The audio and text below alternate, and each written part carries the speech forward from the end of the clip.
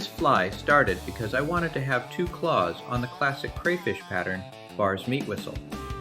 I kept playing with it until I arrived at this fly, which is not properly a meat whistle, but also not sufficiently different to be something else. Here is a real meat whistle tied several years ago for carp. It has a single zonker claw and the body is marabou. Compared to the tribute, which has two claws, separated by a deer hair ball, and a body made of possum, shaved to show a lighter belly. I am tying the tribute for bass and catfish, and a heavier rod so it is larger.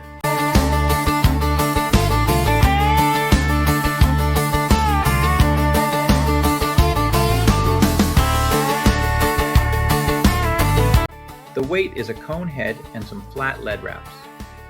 I like how neat this flat lead lies down.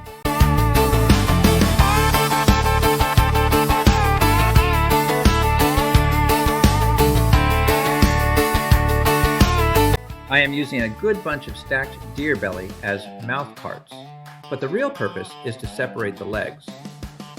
It is important to cut the deer hair before tying onto the fly, because it is a pain to trim afterwards. For the claws, I tie on two 1.5-inch zonkers on either side of the hook.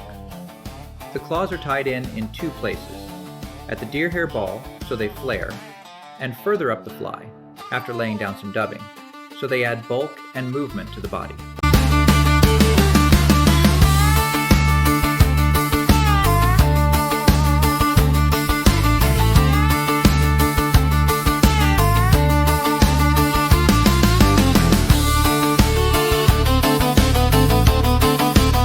A couple of rubber legs add additional movement and color.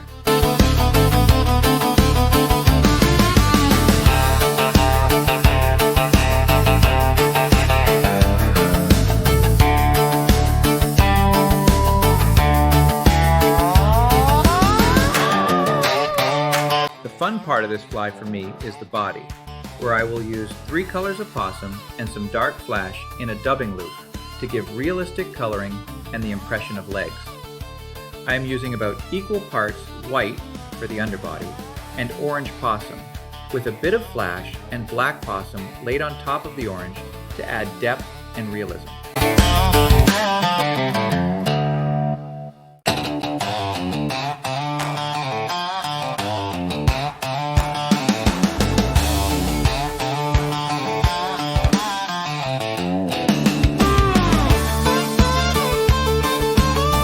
With the hair and flash and a materials clip, I insert it into the dubbing loop and spin, starting slowly.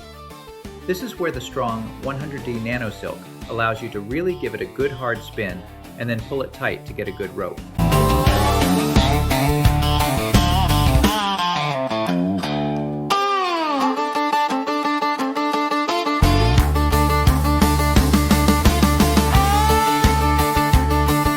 Tie off the thread. Brush out the body. Drop a bit of super glue into the cone head. Push it tight over the body and tie a bright thread head to hold it in place.